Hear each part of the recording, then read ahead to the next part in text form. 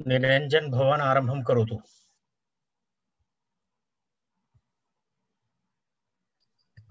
तेनाक्षरक्षमाम्नाय मधिगम्यं महेश्वरात् कृत्स्नं व्याकरणं प्रोक्तं तस्मै पाणिनये नमः। वाक्यकारं वररुचिं भाष्यकारं पतञ्जलिं पाणिनिं सूत्रकारं च प्रणतोऽस्मि मुनित्रयं नमस्कृत्य तदुक्ते परिभाव्य च वैयाकरणसिद्धान्तकौमुदीं विरच्यते। पश्यामि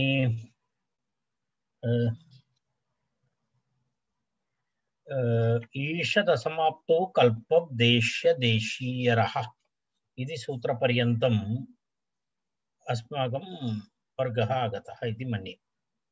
ततः अग्रे अस्माभिः गन्तव्यमस्ति।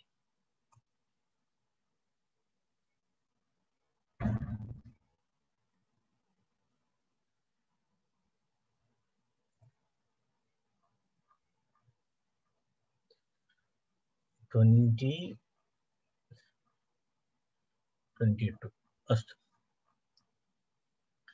विभाषा सुपो बहुच् पुरस्तात्तु इति अग्रिमं सूत्रम्। विभाषा सुपः बहुच् पुरस्तात् इति पदच्छेदः। ईषदसमाप्ति विषयः। पूर्वमपि ईषदसमाप्ति विषयः आसीत्, अर्थात् समाप्ति नास्ति किञ्चित् न्यूनम् इत्यर्थः।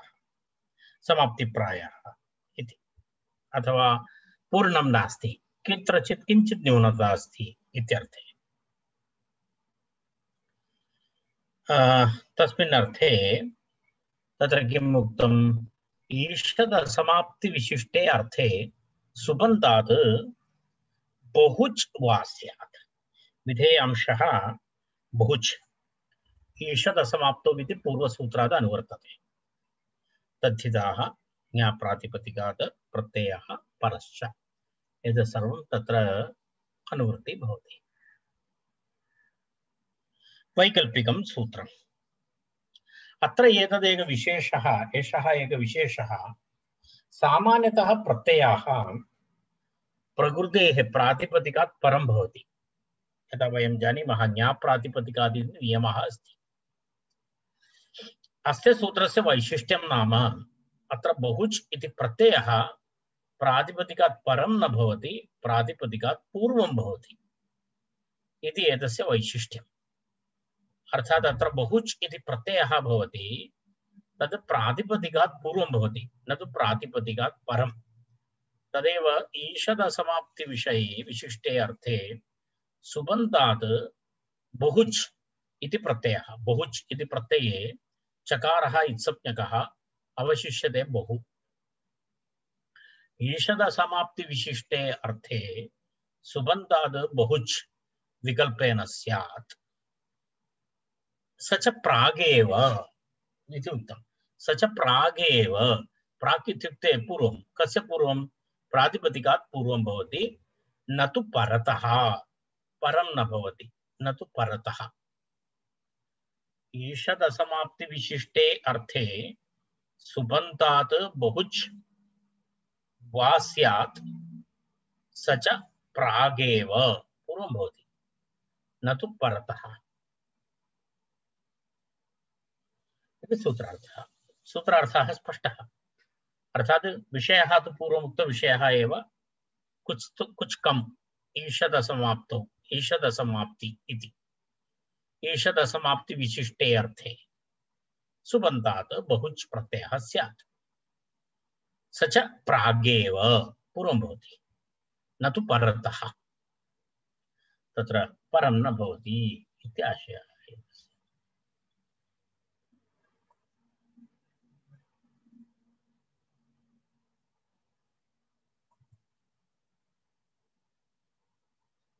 तत्र पश्यामः, तस्य उदाहरणं पश्यामः। एवमस्ति, ईषदूनः पटुः इति। अर्थात् पटु नास्ति, किञ्चित् न्यूनमस्ति। अर्थात् पटुत्वम् ईषदूनः पटुः। किञ्चित् कुछ कम चतुर ईशतूनः पटुः इति अस्ति। तावत् चतुरः नास्ति किञ्चित् न्यूनः अस्ति इत्यर्थे ईशतूनः पटुः इत्यर्थे पश्यतु पटुशब्दात् बहुज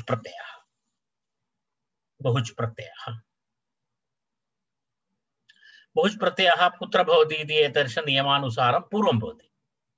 पटुशब्दात् पूर्वं भवति। तर्हि बहु पटुः इति रूपं भवति। बहु बहुज पटु चकारस्य संज्ञालोपः बहु पटु बहुपटु इति भवति। तस्मात् सुप्रत्यये ऋत्वे विसर्गे बहुपटुः इति रूपं भवति। वैकल्पिकं सूत्रम् एतत्। तस्मात् पक्षे कल्पप् इत्यादि प्रत्ययाः भवन्ति। कल्पः भवति चेत् पटुशब्दात् अनन्तरं भवति कल्पः पटुकल्पः इति रूपं। यदा वयं यशस्कल्पम् इत्यादिकं दृष्टवन्तः तद्वत् पटुकल्पः इति। सूत्रे सुपः इति दत्तमस्ति। सुपः इत्यस्य पदप्रयोजनं प्रतिपादयति। तस्य दलप्रयोजनम् अस्ति। तत्र एतदुक्तं सुपः इति अत्र तिङन्तविषयः नास्ति। कारणम् ईषदसमाप्तौ इति पूर्वसूत्रे तु कल्प प्रत्यादि प्रत्ययः तत्र तिङन्तादपि भवति स्म। अत्र तु तथा नास्ति।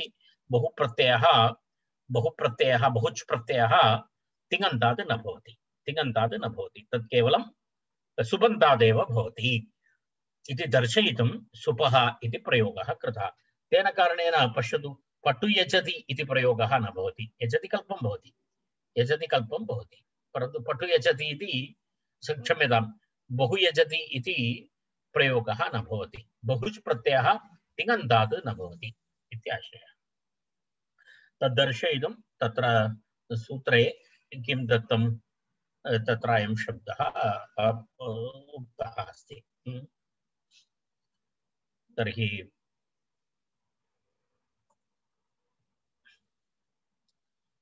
तत्र पटुशब्दात् सुबन्तात् प्राक् बहुचि कृते प्रातिपदिकावयवत्वात् सुपूलिति तत्र एवं भवति। अस्तु। प्रकारवचने जातीयर इति अग्रिमं सूत्रम्।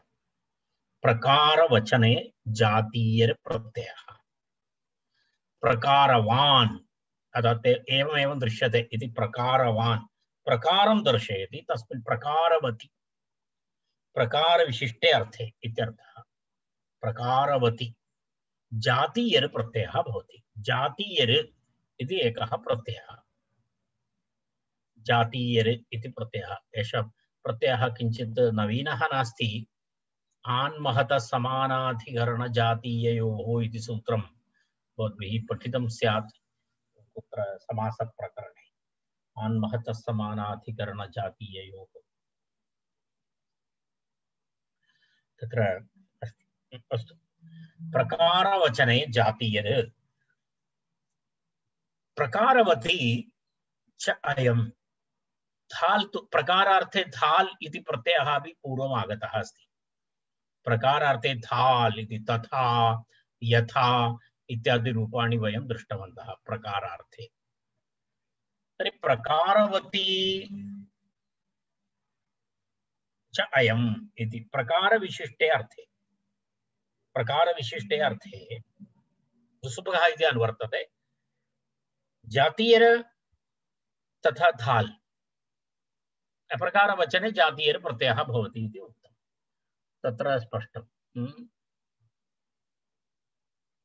तत्र प्रकारवचने धाल् इत्यतः अस्य वैलक्षण्यं वदति। अर्थात् प्रकारवचने धाल् इत्यपि उक्तमस्ति। तर्हि प्रकारवचने धाल् इत्यपि अस्ति, प्रकारवचने जातीयर इत्यपि अस्ति। तर्हि एतयोः मध्ये किं वैलक्षण्यम् इति विषये अत्र उक्तमस्ति।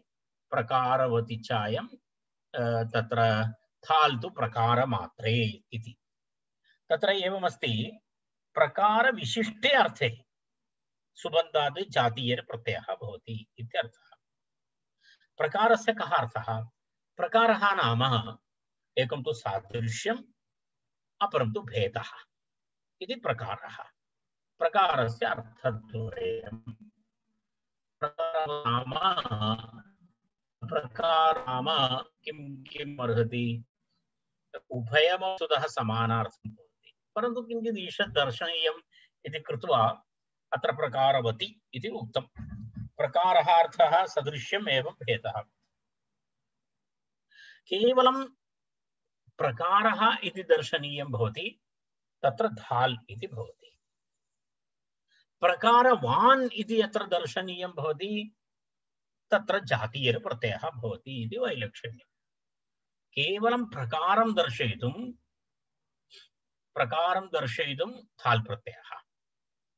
प्रकारविशिष्टम् अर्थात् प्रकारवान् कश्चन व्यक्तिविशेषः। प्रकारवान् पश्यतु, तत्र पटुजातीयः इति भिन्नः प्रयोगः, परन्तु यथा तथा धाल् इति किञ्चित् भिन्नः प्रयोगः। तत्र एकः प्रकारः एव, यथा राजा तथा प्रजा। तत्र किमस्ति? तत्र एकः प्रकारं दर्शयति। परन्तु पटुजातीयः इत्यत्र पटुप्रकारः दर्श्यते इति तस्य वैलक्षण्यं भवति। तदेव धाल् तु प्रकारमात्रे इति उक्तम्। प्रकारवती अयमर्थः, धाल् तु प्रकारमात्रे इति अर्थः। परन्तु मनोरमाकारस्य पक्षे तु उभयमपि प्रकारवती इति न्याय्यम् इति। किमर्थम्? अविशेषात्। तत्र पश्यतु, स्पष्टं वदति सः, वस्तुतस्तु उभयमपि प्रकारवती इति न्यायम्। अविशेषात् मनोरमाकारस्य पक्षे कोऽपि भेदः नास्ति द्वयोः मध्ये, अर्थात् एतत् समानमित्येव अर्थः। अन्यथा तथा इत्यत्र सः प्रकारः इत्येव अर्थः स्यात्, प्रकारवान् इत्यर्थः न भवति इति तत्र एवम् आचार्यः वदति। तत्र एवं भिन्नभिन्नपक्षः तत्र अस्ति, अस्माभिः तावदेव द्रष्टव्यम्, इतोपि पर्याप्तं। तत्र पटुप्रकारः पटुजातीयः इति, तत्र पटुप्रकारः इत्यर्थे पटुजातीयः इति प्रयोगः। पटुसदृशः, पटुप्रकारः, पटुसदृश, चतुर जैसे इस अर्थ में एतस्मिन् अर्थे पटुप्रकारः। पटु इति शब्दात् जातीयप्रत्ययः। पटु इति शब्दात्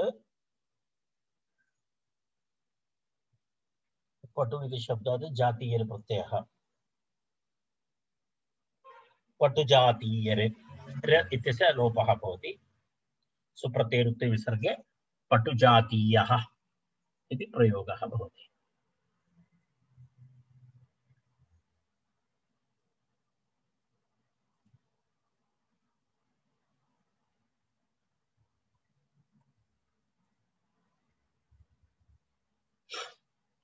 अग्रिमं सूत्रं प्रागिवात्कः अधिकारसूत्रमस्ति। प्राक् इवात् कः इति। इवात् इत्युक्ते तत्र स्वार्थिकप्रकरणस्य प्रथमं सूत्रम् अस्माभिः ज्ञातव्यम्। इवात् इत्युक्ते इवे प्रतिकृतौ इति सूत्रपर्यन्तम् इति सूत्रात् प्राक् इत्यर्थः। इवात् प्राक्।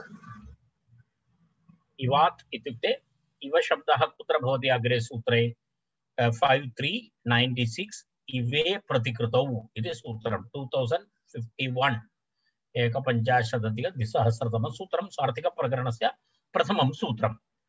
तस्मात् पूर्वसूत्रपर्यन्तम् अवक्षेपणे कन् इति सूत्रपर्यन्तं किं भवति? अवक्षेपणे कन् इति सूत्रपर्यन्तम् एतस्य सूत्रस्य अधिकारः भवति। इवे प्रतिकृतौ इत्यतः प्राक् अधिकारः। कः अधिकारः भवति? तदनुसारम् एतस्य कः अधिकारः भवति? तत्र अवक्षेपणे कन् पर्यन्तं तत्र एतस्य अचिकारः भवति इति ककारः।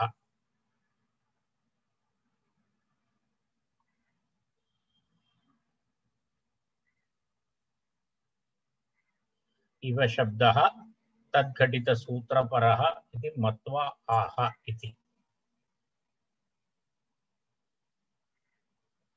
क प्रत्ययः भवति, क इति तत्र सर्वत्र भवति इति आशयः। तत्र पूर्णविवरणम् इतोपि अग्रे भविष्यति। तावत्पर्यन्तम् एतस्य अधिकारः अस्ति इति उक्तं। तेन अधिकारेण किं भवति इति वयं पश्यामः। तदग्रिमसूत्रे तस्य उदाहरणात् वयं स्पष्टम् अवगन्तुं शक्नुमः। अग्रिमं सूत्रं बहु प्रसिद्धं सूत्रमस्ति। अव्यय सर्वनाम्नाम् अगच् प्राक्टेः इति सूत्रम्। अव्यय सर्वनाम्नाम् अगच् प्राक्टेः इति सूत्रम्।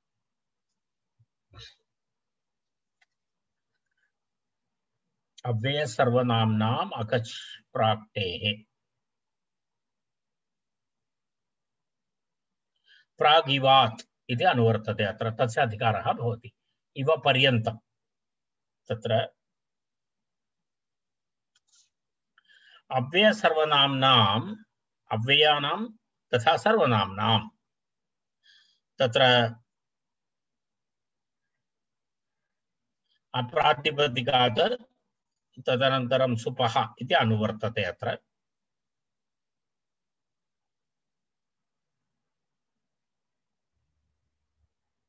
तत्र एवमस्ति। तत्र कश्चन नियमः। अगच् इति प्रत्ययविधायकं सूत्रम् एतत्। अगच् प्रत्ययविधायकं सूत्रम्।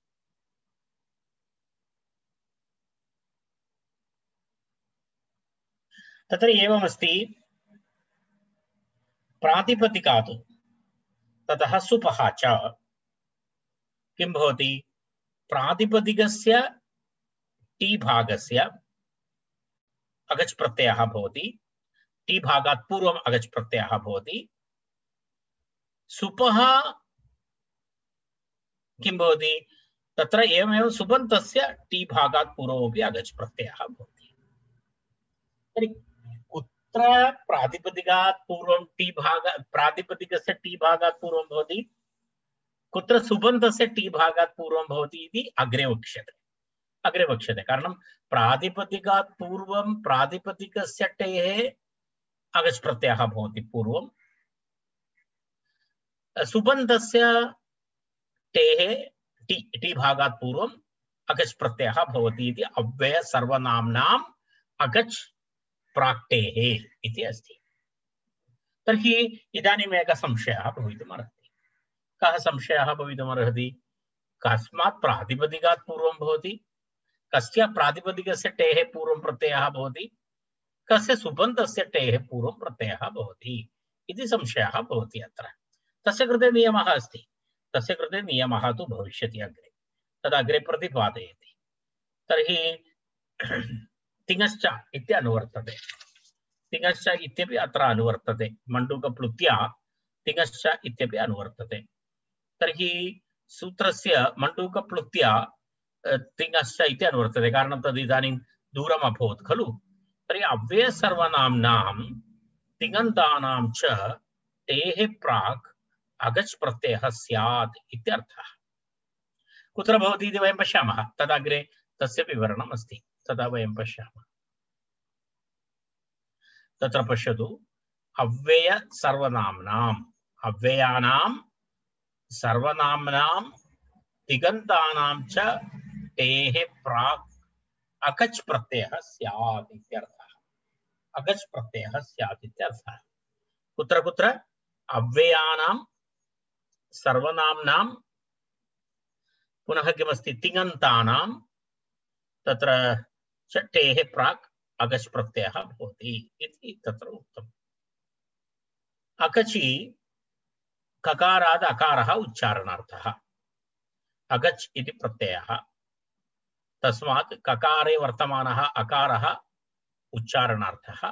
चकारः इत् ककारान्तः प्रत्ययः भवति इत्युक्ते अक् इति भवति अक् अक् इति प्रत्ययः भवति अयमपि प्रागिव अधिकारः अर्थात् कियत् पर्यन्तं तत्र प्रागिव अधिकारः इवादधिकारः पूर्वमया उक्तं तावत्पर्यन्तं भवति वक् प्रतिकृतौ इति सूत्रपर्यन्तम् एतस्य अधिकारः अस्ति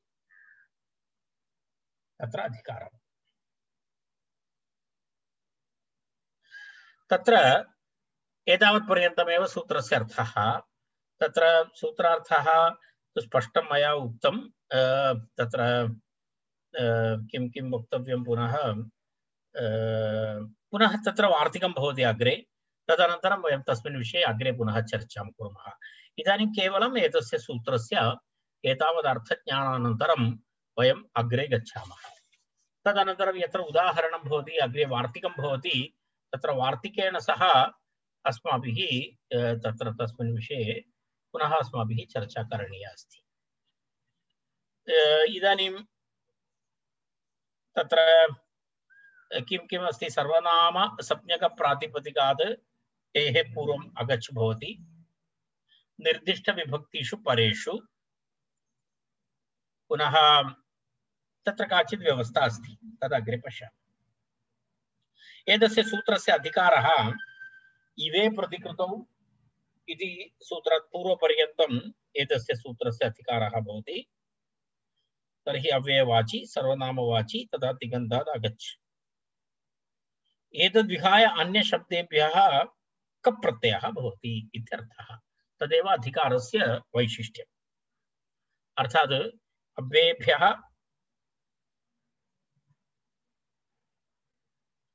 अव्ययवाची शब्देभ्यः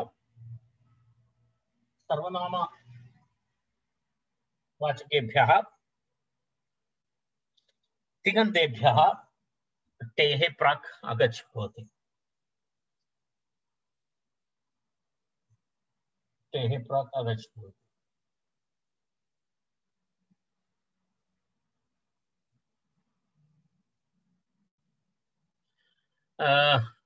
अन्यत्र तु कप् प्रत्ययः भवति अन्यत्र तु कप् प्रत्ययः भवति अन्यशब्देभ्यः कप् प्रत्ययः भवति तत्रापि एक वैशिष्ट्यं नाम अग्रिमं सूत्रं कस्य च दः इति अग्रिमं सूत्रम् तत्र ककारस्य स्थाने दकारादेशः भवति कस्य च दः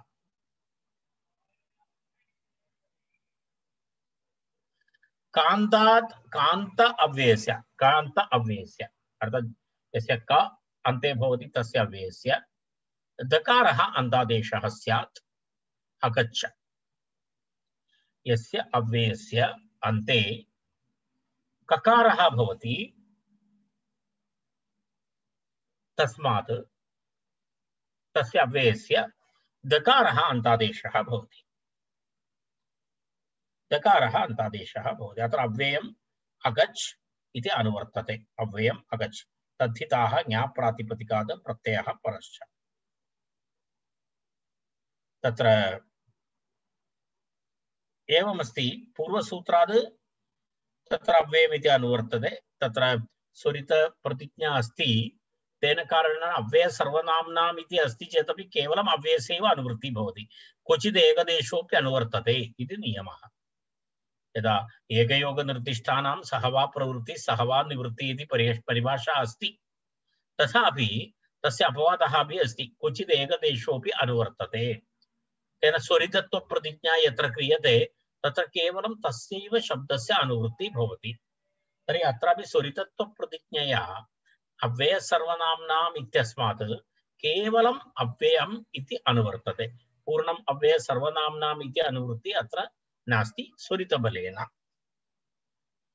तत्र अव्ययम् इति अनुवर्तते तेन तर्हि तस्य सामान्यतः अर्थः एवं भवति ककारान्त अव्ययस्य अगच् प्रत्ययः स्यात् तदनन्तरं ककारस्य स्थाने दकारादेशः अपि भवति इति सूत्रार्थः। तदनन्तरम् अग्रिमं सूत्रमपि दृष्ट्वा अग्रे उदाहरणानि भवन्ति एकैकस्य। अज्ञाते इति अर्थः शब्दः।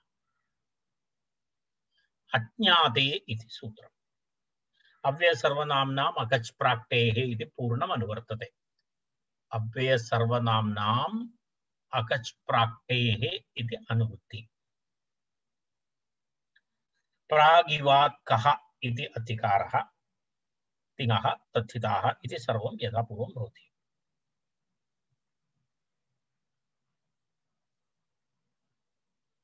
तत्र एवमस्ति, अज्ञातार्थे वर्तमानात् इति अर्थः। अज्ञातार्थे वर्तमानात् विद्यमानात् सुबन्तात् स्वार्थे कप् प्रत्ययः स्यात्।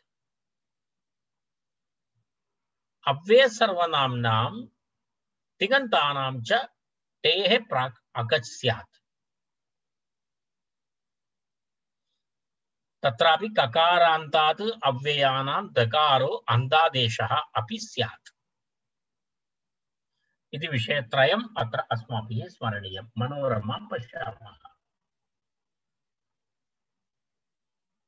पश्यन्तु, अज्ञाते अर्थे विद्यमानात् सुबन्तात् कप् प्रत्ययः स्यात् इति सूत्रस्य अर्थः।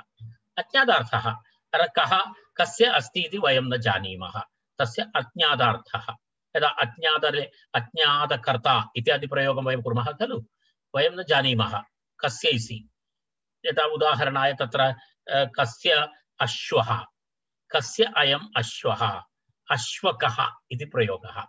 अश्वकः, अश्वकः इत्युक्ते अज्ञातार्थे कस्य अश्वः इति न ज्ञायते। कश्चन अश्वः दृश्यते पुरतः, परन्तु तस्य यजमानः कः इति वयं न जानीमः। तर्हि तस्मिन् अर्थे तत्र कथं प्रयोगः भवति?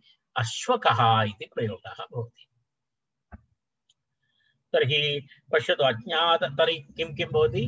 अज्ञाते अर्थे विद्यमानात् सुबन्तात् स्वार्थे कप् प्रत्ययः स्यात् इति सूत्रार्थः। एतत् सर्वं तस्य अधिकारः। प्रागिवात् कः इति अधिकारः। अव्ययसर्वनाम्नां तिङन्तानां च टेः प्राक् अगच् स्यात्। तत्रापि तत्र पश्यतु, अव्ययसर्वनाम्नां तिङन्तानां च अज्ञाते अर्थे तत्र टेः प्राक् अगच् स्यात्। तत्रापि ककारान्त अव्ययानां दकारो अन्तादेशः स्यात् इति पूर्णं सूत्रत्रयाणामपि अत्र समन्वयः कृतः। पश्यतु, सूत्रत्रयाणामपि समन्वयः अस्ति। अज्ञाते अर्थे विद्यमाना सुबन्ता स्वार्थे कप् प्रत्ययः स्यात्। अव्यय सर्वनाम्नां तिङन्तानां च टेः प्राक् अगच् स्यात्। तत्रापि ककारान्त अव्ययानां दकारः अन्तादेशः स्यात् इत्यर्थः।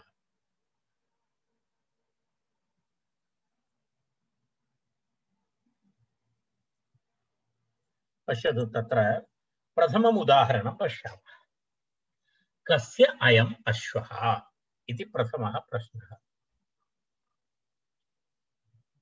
कस्य अयम् अश्वः इत्यर्थे तत्र कस्य अयम् अश्वः स्यात् इति। अयं कस्य अश्वः प्रातिपदिकात् इत्यस्य उदाहरणमेतत्। प्रातिपदिकात् इत्यस्य उदाहरणं, प्रातिपदिकात् कप् प्रत्ययः भवति अत्र। अज्ञातः अश्वः, अज्ञातः अश्वः इत्यर्थे प्रातिपदिकात् किं भवति? तत्र कप् प्रत्ययः भवति। कप् प्रत्ययः भवति चेत् अश्वक अनेन सूत्रेण, अज्ञाते इति सूत्रेण अत्र कप् प्रत्ययः भवति। तर्हि कप् प्रत्ययः भवति चेत् अश्वक इति रूपम्। अश्वक, अश्वक इत्युक्ते कस्य अश्वः इति न ज्ञायते तादृशः अश्वः, अश्वकः। अश्वकः अज्ञाते इति सूत्रेण तत्र एवं भवति।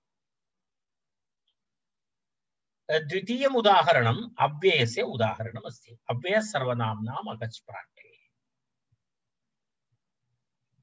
यदा उच्चैः स्वार्थे अगच् प्रत्ययः, अगच् प्रत्ययः स्वार्थे भवति इति उक्तम्।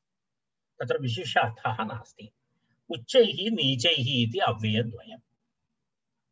उच्चैः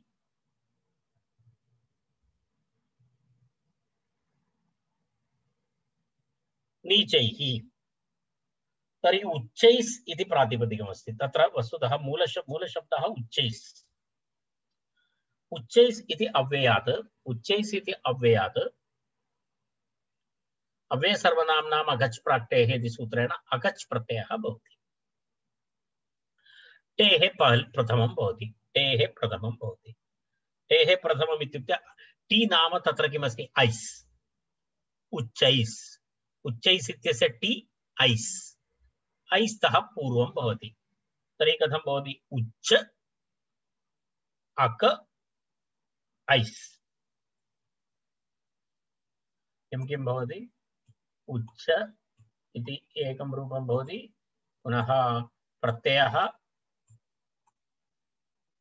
अक, तदनन्तरं पुनः ऐस्।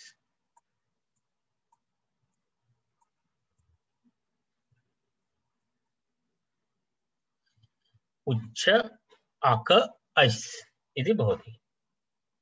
उच्च अक ऐस् इति भवति चेत् उच्चकैस् इति भवति मिलित्वा। उच्चकैस् इति भवति मिलित्वा। उच्चकैस् सकारस्य ऋत्वे विसर्गे उच्चकैः।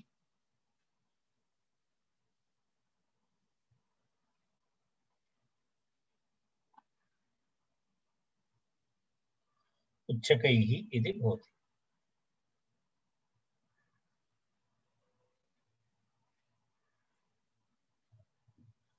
एवमेवं तर्हि स्वार्थे अस्ति, तत्र विशिष्टार्थः नास्ति, स्वार्थे अस्ति अयं नियमः। तेन तद् एकम् उदाहरणम् अव्यय सर्वनाम्नाम् अगच् प्राक्तेः उच्चकैस्, तदनन्तरं पुनः नीचकैस्। नीचे क्या? नीचे नीचैः। किं नीचैः इत्यर्थे नीचैस् इति भवति। नीचैस् इति भवति समाना प्रक्रिया। नीचैस् ऐस् इत्यस्मात् पूर्वम् अकच् भवति, अक् भवति, नीच अक् ऐस् नीचकैस् सकारस्य ऋत्वे विसर्गे नीचकैः इति भवति। सर्वनाम्नः उदाहरणं, सर्वनामवाची तस्य उदाहरणमस्ति सर्वके इति उदाहरणम्। सर्वके इति बहुवचनमस्ति। अज्ञाताः सर्वे इति अर्थे, अज्ञाताः सर्वे इत्यर्थे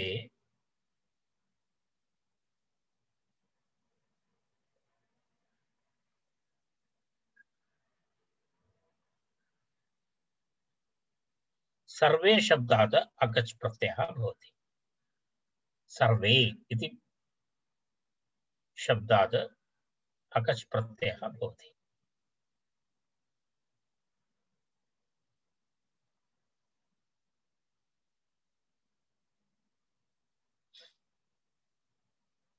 तत्र अहं पश्यामि, तत्र एकः विषयः अस्ति। सर्वे इति अस्ति, तत्र सुबन्धात् अस्ति अगच्। तदा तद् प्रक्रिया दर्शनात् पूर्वं वयम् एवं पश्यामः। तद् अग्रिमे एकं वार्तिकमस्ति, तदेकवारं पठामः।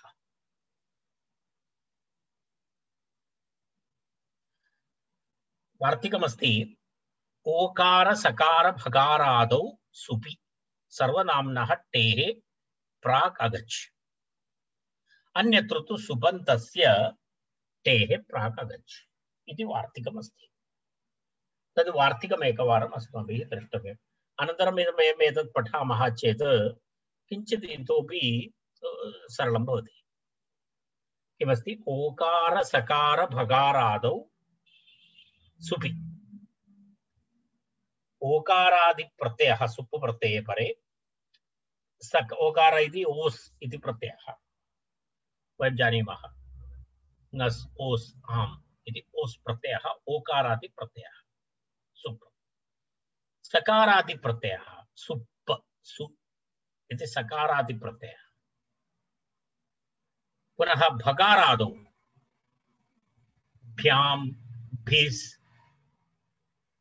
भ्यस् इत्यादि प्रत्ययाः परे भवन्ति चेत् सुप् तादृश सुप् प्रत्यये परे सर्वनाम्नः टेः प्राक् अगच् भवति तत्र प्रातिपदिकात् किं भवति प्रातिपदिकात् तत्र अगच् प्रत्ययः भवति टेः पूर्वम् अन्यत्र अन्ये ये प्रत्ययाः भवन्ति औ जस् इत्यादि प्रत्ययाः यत्र भवन्ति अन्यत्र तु सुबन्तस्य टेः प्राक् भवति तत्र सुप् प्रत्ययः भवति तदनन्तरं प्राक् तदनन्तरं तस्य टेः अगच् भवति अहं पूर्वम् उक्तवान् भवन्तं कुत्रचित् प्रातिपदिकस्य टेः अगच् पूर्वम् अगच् भवति कुत्रचित् सुबन्तस्य टेः पूर्वम् अगच् भवति इति अहम् अव्यय सर्वनाम्नाम् अगच् प्राक् टेः इति सूत्रसन्दर्भे उक्तवान् तस्य नियमः एषः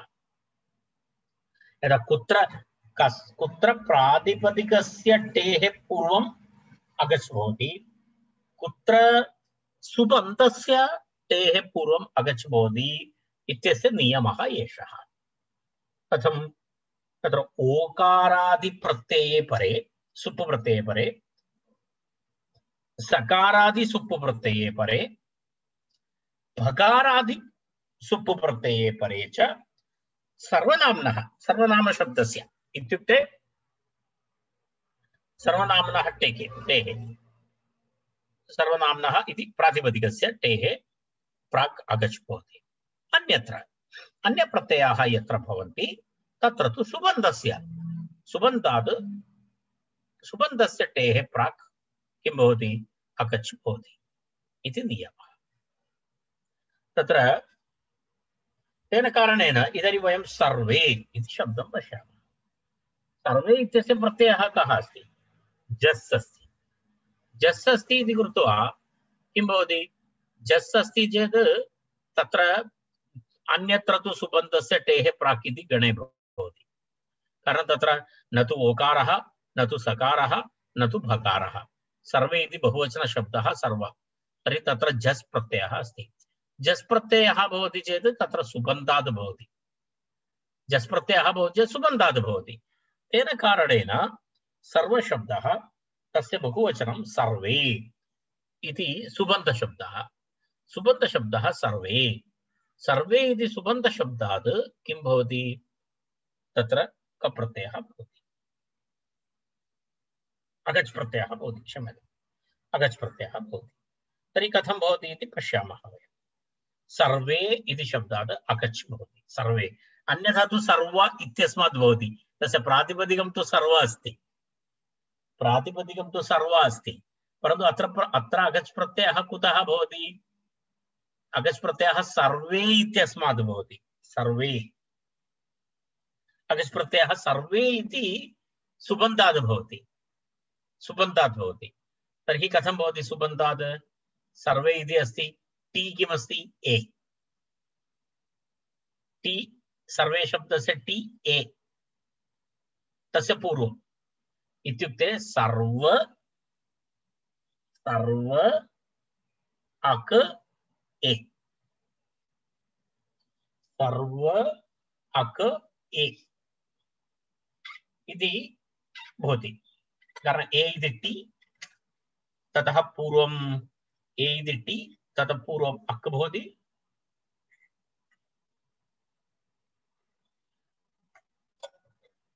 अक् भवति तर्हि सर्व अक्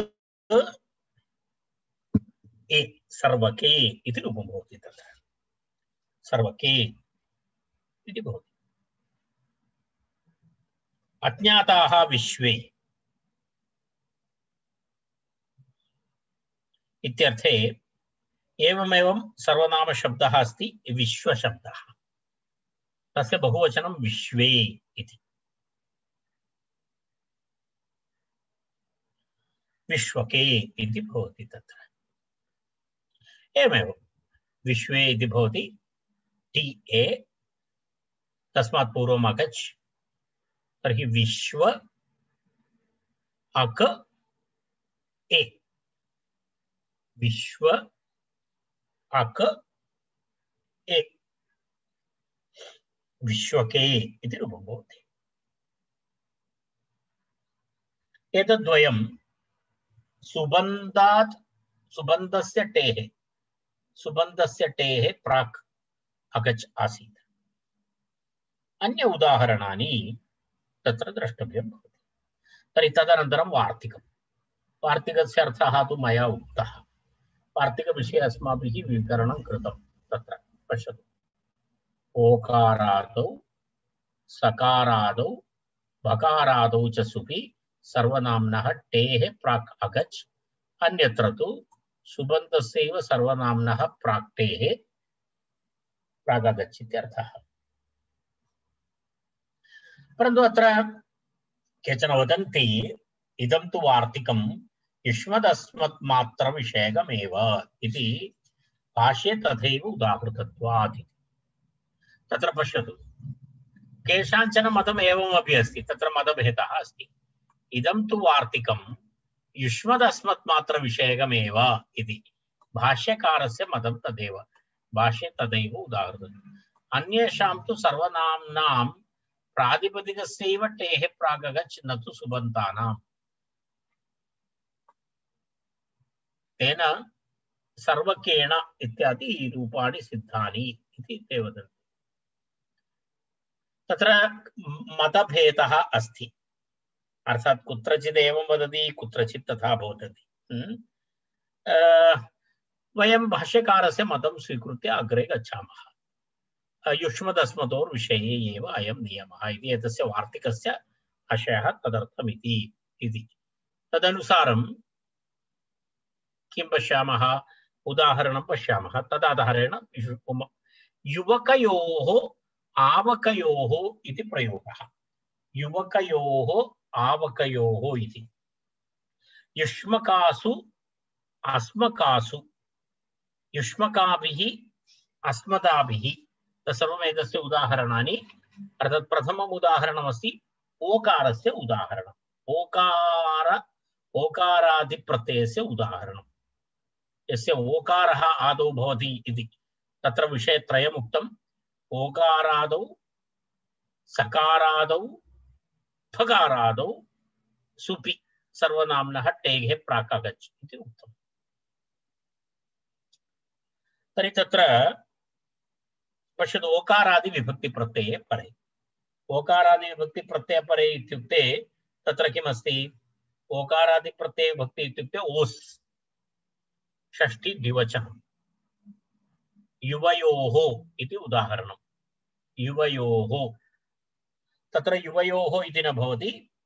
युवयोः इत्यस्य तत्र किं भवति, युवयोः इति तत्र युवा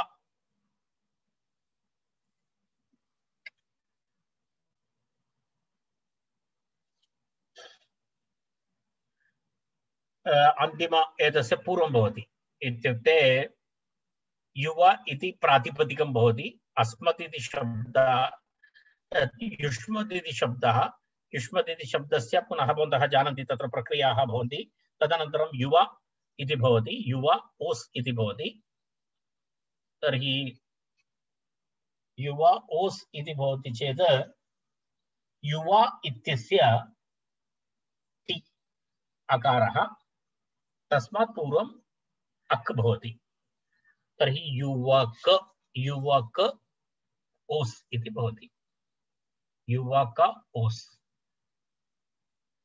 तदनन्तरम् अन्य प्रक्रियाः भूत्वा युवकयोः इति भवति। तत्र युट्टागम, अर्थात् कुत्र भवति इति, युष्मद् अस्मद् शब्दस्य अद् इति भागः भवति, तस्मात् पूर्वम् अकच् भवति। अन्य प्रक्रिया इदानीं विवरणार्थम् अहं न तिष्ठामि। तद् भवन्तः हलन्तपुल्लिङ्गप्रकरणे भवन्तः पठितवन्तः सन्ति। युष्मशब्दस्य अस्मशब्दस्य प्रयोगः कथं प्रक्रिया इति तत् प्रक्रियां भवन्तः पश्यन्ति चेत् अवगन्तुं शक्नुवन्ति। कारणं तत्र बहूनि सूत्राणि सन्ति। तानि सर्वाणि सूत्राणि इदानीं पुनरावृत्तिः इति तु न शक्यते। तेन कारणेन अहं केवलम् एतत् वदामि, भवन्तः तत्र युष्मशब्दस्य अस्मशब्दस्य प्रक्रियां पश्यतु। तत्र अद् युष्मद् अस्मद् इत्यत्र युष्मद् इत्यत्र युद् इति भागः भवति, अस्मद् इत्यत्र अद् इति भागः भवति। तस्मात् पूर्वं तदनन्तरं तत्र अक् प्रत्ययः भवति इति युवकयोः इति। सकारादिप्रत्ययस्य एकम् उदाहरणमस्ति, अन्तिमं सुप् सुप् प्रत्ययः सकारादिप्रत्ययः। युष्मासु अस्मासु, युष्मासु अस्मासु। तत्रापि कुतः भवति? युष्मासु इति भवति, अस्मासु इति भवति, प्रातिपदिकात् भवति। तत्रापि प्रातिपदिकात् भवति अकच्, प्रातिपदिकात् भवति। पुनः भकारादि तस्य उदाहरणमस्ति युष्मकाभिः अस्मकाभिः। तत्रापि प्रातिपदिकात् प्रातिपदिकस्य टेः पूर्वं भवति। तत्रापि प्रातिपदिकस्य टेः पूर्वं भवति। तर्हि एवम् अस्ति, युवयोः आवयोः, युष्मासु अस्मासु, युष्माभिः अस्माभिः इत्यत्र सुबन्तानां टेः प्राक् अकचि युवयोः आवकयोः युष्मकासु अस्मकासु युष्मकाभिः अस्मकाभिः इत्यादि तत्र भवन्ति। अर्थात् सुपि भवति इत्यर्थः। तदनन्तरं पुनः यद् भवति तस्य तु उक्तमस्ति। अन्यत्र तु त्वयका मयका इत्यादि तत्र पश्यतु, तत्र तु सुबन्त अनन्तरं भवति। यदा त्वया इति पूर्णरूपं भवति, त्वया इति पूर्णरूपं कृत्वा टा टा प्रत्ययः त्वया त्वया इत्यस्मात् डैरेक्ट् भवति। अर्थात् त्वया इति शब्दव्युत्पत्ति भवति परिनिष्ठितं रूपं त्वया इति, परिनिष्ठितरूपानन्तरं त्वया इत्यस्य टि आ तस्मात् पूर्वं टि आ तस्मात् पूर्वम् अक्, तर्हि त्वय अक् आ त्वयका इति रूपं भवति। तत्र सुबन्ध अनन्तरं भवति। पूर्वं युवयोः इत्यत्र सुबन्धात् पूर्वम् आसीत्, सुबः पूर्वम् आसीत्। यदा युवयोः इति आसीत्, युवकयोः इति भवति। अत्र तु अन्ते गतं त्वया इत्यस्मात् मयका इति।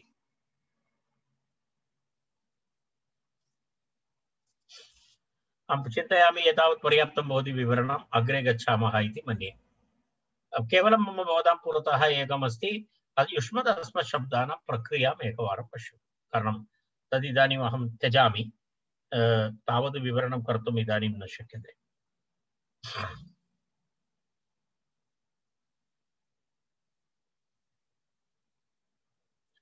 तत्र अग्रिमम् एकं वार्तिकम्।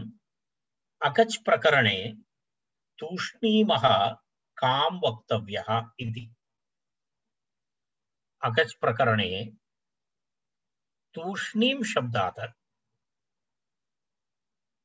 अकच् प्रत्ययस्य अपवादरूपेण काम् इति आगमः भवति इत्यर्थः। तूष्णीम अस्ति इत्यर्थे, चुपचाप बैठ रहा है।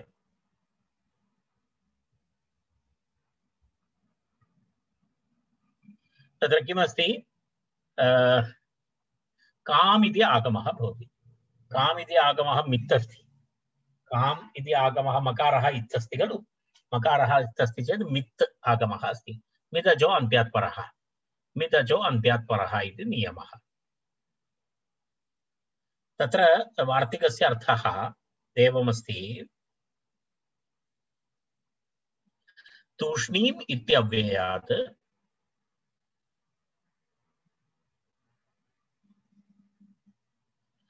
ओ तत्र काम इति अत्र सर्वत्र अहं पश्यामि कुत्रचित् एवम् आम् कुत्रचित् बहु बहु अस्तु अस्तु चिन्ता नास्ति। तत्र काम् प्रत्ययः इति विषयेपि चर्चा अस्ति। पश्यतु भवन्तः द्रष्टुं शक्नुवन्ति। अहं वदामि, अहं पश्यतु काम् वक्तव्यः इति काम् प्रत्ययः भवति वा, काम् आदेशः भवति वा, काम् आगमः भवति वा इति विषयः अस्ति। प्रत्ययविषये तु यत्र कुत्रापि वृत्तिः अस्ति, प्रत्ययविषये वृत्तिः तु चिन्त्या इति उक्तं। काम् इति प्रत्ययः तु न भवति। किमर्थं? भाष्ये प्रत्ययशब्दस्य अदर्शनात्, भाष्ये प्रत्ययशब्दस्य अदर्शनात् मित्त्वम् अस्ति इति कृत्वा, किन्तु मित्त्वात् आगमः एव अयम् इति भाष्यकारस्य मतं। तदेकवारं दृष्टं। तर्हि मित्त्वाद् अकचः अपवादः, तर्हि तत्र आदेशः न भवति, अकचः अपवादरूपेण तत्र काम् इति आगमः भवति इति तस्य विवरणं द्रष्टव्यम्। पूर्वं कुत्रचित् वृत्तिग्रन्थेषु काम् इति प्रत्ययः भवति इति अस्ति। यदा अगच् इव काम् इति प्रत्ययः भवति अगचः स्थाने, तथा नास्ति। काम् इति आगमः अस्ति मित्त्वात्। अनन्तरं तद् वस्तुतः एतस्य अकचः अपवादः तु अस्ति एव। तर्हि कथं रूपं भवति इति पश्यामः। तत्र काम् इति अस्ति, मकारः इत्यस्ति। तर्हि तूष्णीम् इति शब्दात् भवति इति उक्तं। तूष्णीम् इति शब्दः, तूष्णीम् इति शब्दात् भवति। तूष्णीम् इति शब्दस्य अन्तिम स्वरात् पूर्वं भवति एषः आदेशः, आगमः। तूष्णीम् इत्यत्र अन्तिमः स्वरः भवति तूष्णीम् इति अस्ति। तूष्णीम् इत्यत्र किं भवति? काम्। तूष्णी इति अस्ति। मितजो अन्त्यात् परः इति नियमः। अन्तिम अच्युतः अनन्तरं भवति। अन्तिम अच् नाम ईकारः। तूष्णीम् इत्यत्र अन्तिम अच् नाम मकारात् पूर्वतन ईकारः। तूष्णीम् इति ईकारः तत्र अन्तिम अच्। तदनन्तरं का इति भवति, मकारः इत्यस्ति, का इति भवति। तर्हि तूष्णी का म इति तूष्णीम् इत्यस्य मकारः। तूष्णीम् इति अस्ति खलु, तूष्णीम् इत्यस्य मकारः अस्ति। तूष्णी का म इति तूष्णीकाम् इति प्रयोगः भवति। तूष्णीम् इत्यस्य, तूष्णीम् इत्यव्ययस्य ईकारात् उपरि का इति आकारान्तः आगमः भवति इति मनोरमा। पश्यतु, अत्र अस्ति विवरणम्। तूष्णीम् इत्यस्य ईकारात् उपरि का इति अकारान्त आगमः भवति, का इति अकारान्त आगमः भवति इत्यर्थः।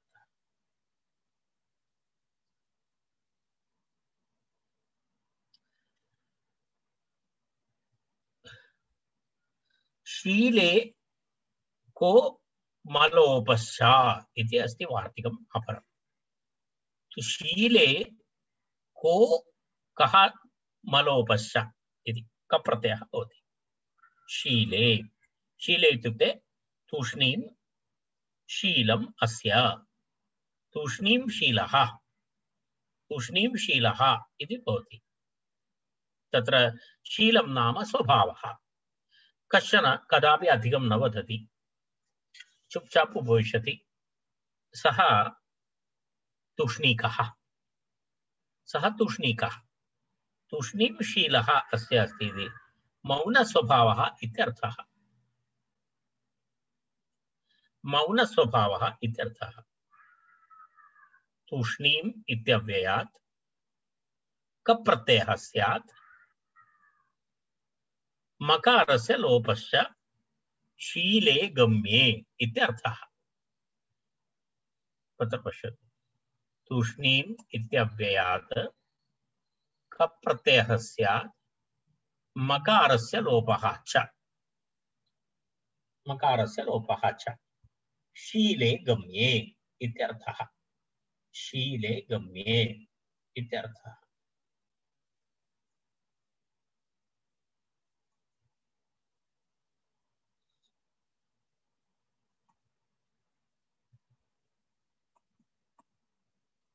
शीले गम्ये इत्यर्थः। पश्यामः, प्रक्रियां पश्यामः। तत्र किमस्ति? तत्र तूष्णीमिति शब्दः। तूष्णीमिति शब्दात् किं किं भवति? तूष्णीमिति मकारस्य लोपः भवति, कप् प्रत्ययः भवति। तर्हि तूष्णीक, तूष्णीं, तूष्णीं मौनस्वभावः।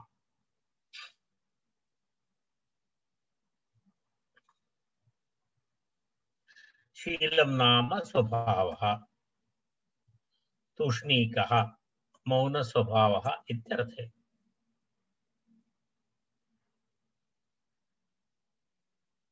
तर्हि तूष्णीम् इति शब्दात् कप् प्रत्ययः भवति, मकारस्य लोपः भवति।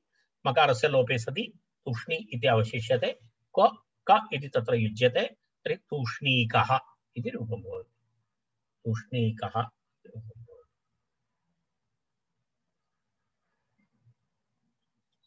पचत्त कि, जल्पत कि, धकित्, किर्कुत् इत्यादि अन्ये रूपाणि अपि सन्ति।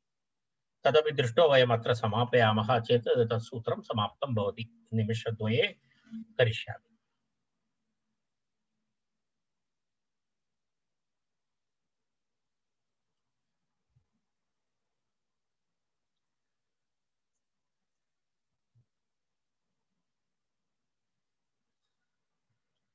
तत्र एतद् वस्तुतः एवम् अकच् प्रकरणे तूष्णी तस्य मकार तूष्णीमः कां वक्तव्यः इति तत्र उक्तं।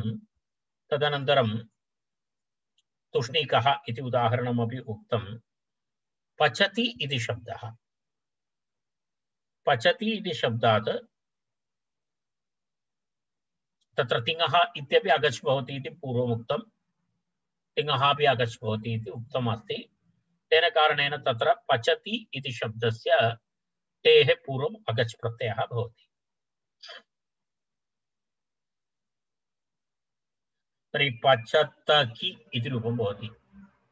पचति इति रूपम्, इकारः अन्तिमः ति, तस्य पूर्वम् अक्। तर्हि पचत् अक् इ, पचत् अक् इ, पचतकि इति रूपं भवति।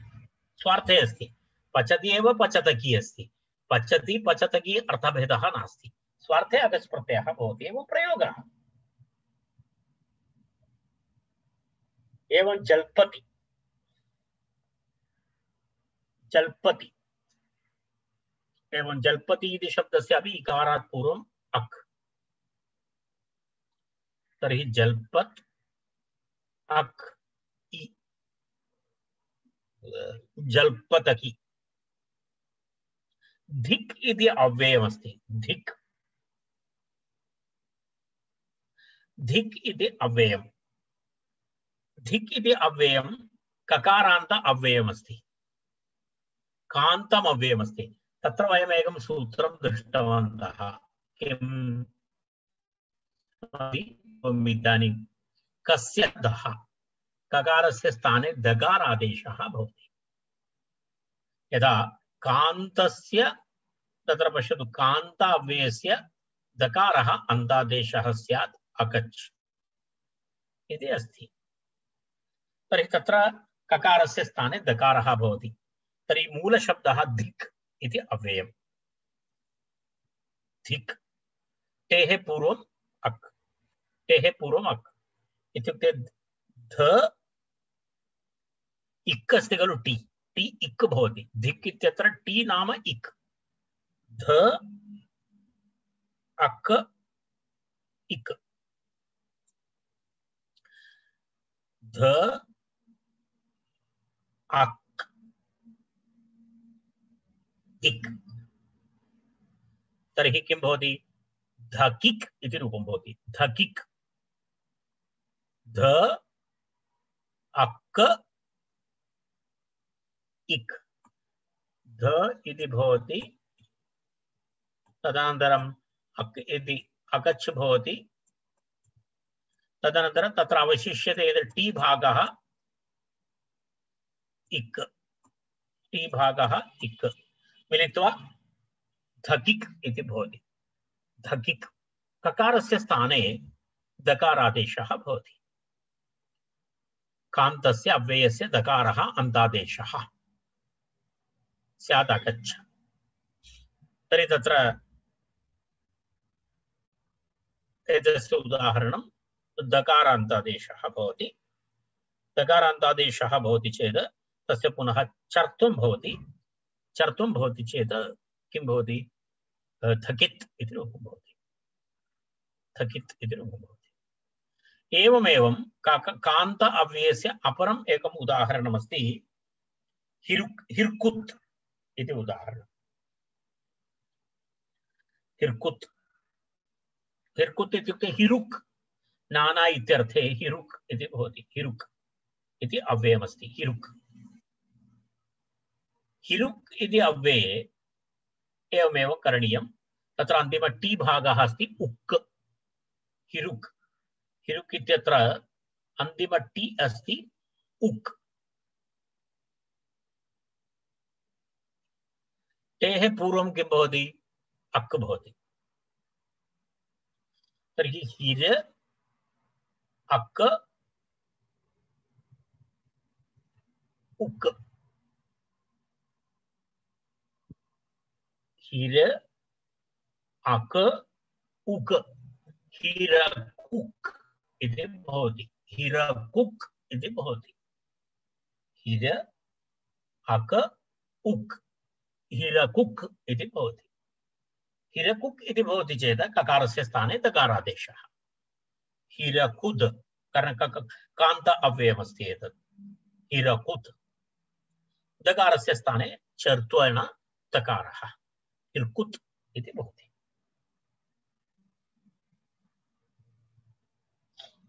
हिर्कुत् इति